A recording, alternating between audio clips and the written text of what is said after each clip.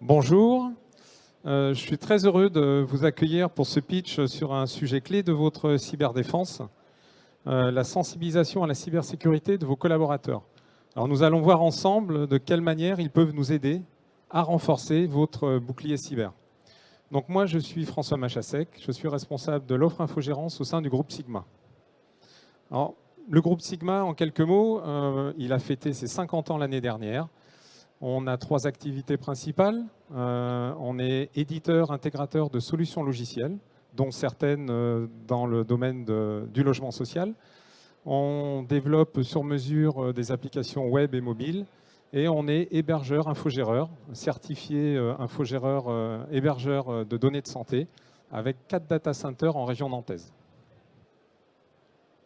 Donc, je vais commencer par vous donner 3 chiffres qui vont brosser le contexte de la présentation d'aujourd'hui. 60% des cyberattaques peuvent être attribuées à des comportements humains inadéquats. Et donc, vos salariés sont un vrai levier de défense important s'ils sont mieux formés et plus engagés. 88% des entreprises ont été ciblées l'année dernière par des attaques d'hameçonnage ou de phishing. Et puis, le dernier chiffre, 25% des incidents de sécurité sont détectés par les utilisateurs. Donc cela renforce définitivement notre conviction que l'humain est le maillon fort de votre politique de cybersécurité. Alors à ce moment-là, comment leur apporter les bons gestes réflexes? Comment leur permettre de monter en maturité de manière efficace?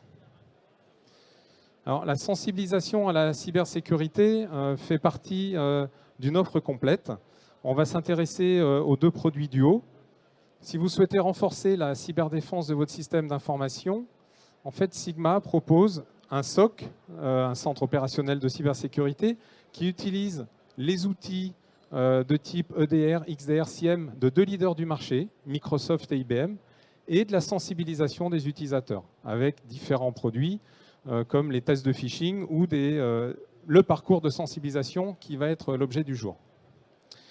Alors, l'outillage, lui, il va vous permettre de détecter des comportements inadéquats, il va vous permettre de détecter des signaux faibles précédant une attaque, mais il va permettre de diminuer drastiquement les risques, mais il ne fera pas tout. Il ne fera pas tout et on va voir que l'utilisateur, le collaborateur, est vraiment au centre de la cybersécurité. Alors, le mot parcours que j'utilise pour le produit parcours de sensibilisation continue est important parce que c'est une véritable aventure qu'on va proposer à vos collaborateurs. C'est 1 an, 12 mois, 12 livrables. C'est comme une série Netflix avec 12 épisodes par saison. Alors ce parcours, il est né d'un besoin client. On l'a co-construit avec lui. Et en fait, la sensibilisation, elle fait partie des missions du RSSI. Et c'est quelque chose qui est assez complexe à aborder parce qu'il faut retenir l'attention des collaborateurs, donc faire des communications adéquates. Et puis comment faire passer des messages sur quelque chose de technique, sans être trop technique, justement, sans parler trop technique. Alors, moi, je fais souvent l'analogie avec mes missions de SST que j'ai pu avoir dans différentes organisations. Secouriste, ce n'est pas mon métier.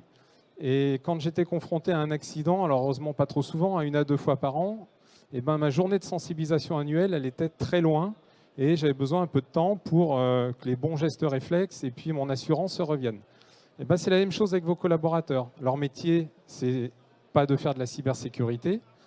Et donc, c'est pour cela qu'on a choisi ce rythme mensuel qui va permettre, mois après mois, de venir augmenter leur niveau de maturité sur ces sujets de cybersécurité.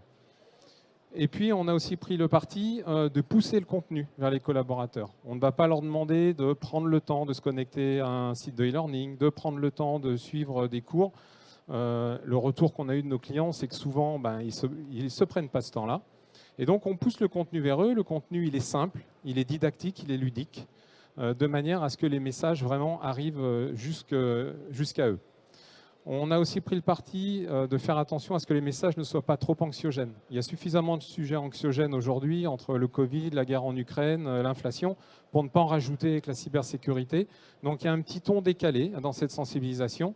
Et puis, on fait aussi attention à ne pas culpabiliser l'utilisateur qui serait confronté à un incident de sécurité.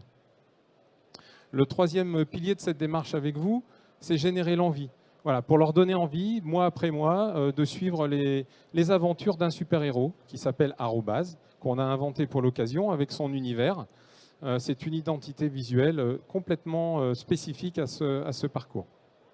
On a diversifié les médias pour toucher différentes sensibilités, de la vidéo, de la BD, des infographies.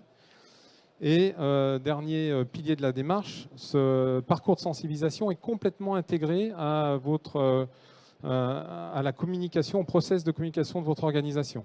Donc, on vous transmet les différents livrables, les fichiers vidéo, infographies, dessins, etc., que vous allez diffuser à travers vos processus de communication interne.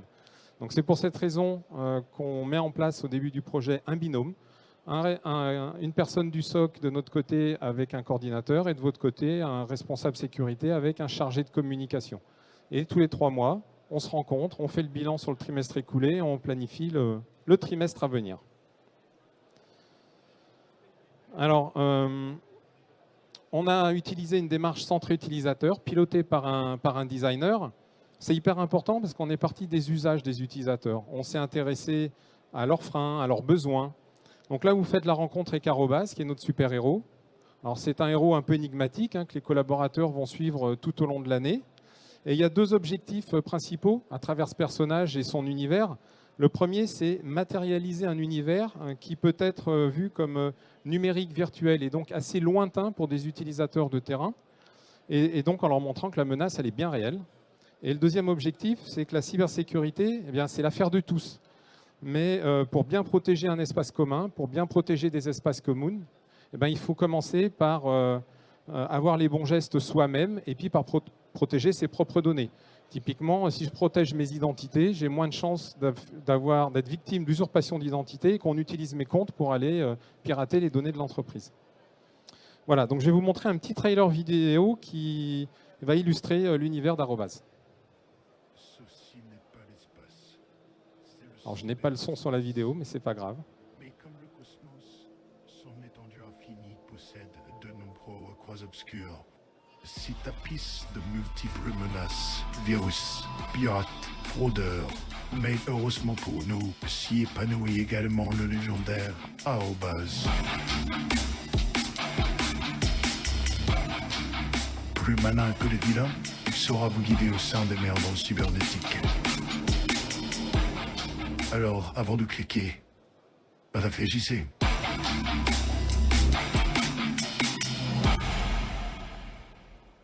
Voilà, donc vous avez fait la connaissance avec Arobase et son univers. Donc c'est un univers graphique sur différents supports qu'on a développés. Il y a de la BD, il y a de la vidéo, il y a des infographies, il y a du quiz. Cet univers, il repose sur une trame qu'on a développée avec un artiste BDiste scénariste et un artiste vidéo 3D.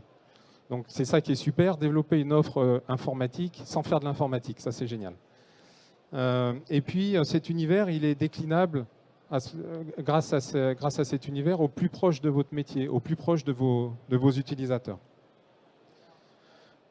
Alors voilà un exemple de cadencement des différentes thématiques sur une année. Donc les thématiques, elles sont fixes, elles sont figées par saison. Par contre, vous avez la possibilité de les positionner dans l'ordre que vous voulez, en fonction de votre actualité. Certains clients, d'ailleurs, les utilisent aussi pour pousser l'acceptation de certains projets de la DSI qui peuvent avoir mauvaise presse. Par exemple, la mise en place de l'authentification multifacteur ou l'augmentation du nombre de caractères des mots de passe. Et puis, vous pouvez également ajouter à ce parcours différentes options de sensibilisation, comme les exercices de phishing ou d'hameçonnage, des tests grandeur nature, ou des sensibilisations beaucoup plus personnalisées sur certains sujets ou pour certains groupes de collaborateurs de votre organisation. Et puis un petit sondage en début et en fin pour essayer d'évaluer le niveau de maturité et que nous vous rendons sous forme d'infographie. Alors pour conclure, comment vous préparer au mieux pour affronter les prochaines situations, les prochaines menaces cyber? Parce que oui, en fait la question c'est pas est-ce que je vais être confronté à une attaque cyber, mais plutôt quand est-ce que je vais être confronté à une attaque cyber. Tout le monde y passe, tout le monde est éligible. Alors vous l'avez compris, en plus de l'outillage de détection, il est important que vos collaborateurs soient partie prenante de cette cyberdéfense et ils vont vous aider à mettre en place de l'amélioration continue en vous faisant des remontées terrain. Et puis, une bonne sensibilisation permet aussi de réduire les risques psychologiques suite à une attaque, qu'il ne faut pas sous-estimer. Et puis, de faire de vos collaborateurs des collaborateurs de votre cyberdéfense. Donc, si vous voulez passer à l'action, sensibilisez vos collaborateurs de manière continue. Et la cybersécurité, elle peut paraître complexe. Mais en fait, il suffit de gestes simples. Je prends juste un exemple. Windows L, quand je quitte mon poste de travail pour le verrouiller. C'est simplement ce geste déjà est important. Donc, je vous remercie beaucoup pour votre attention. Et puis, je vous propose de me retrouver sur le stand Sigma M28 du Hall XXL si vous avez plus de questions. Merci beaucoup. Bonne fin de journée.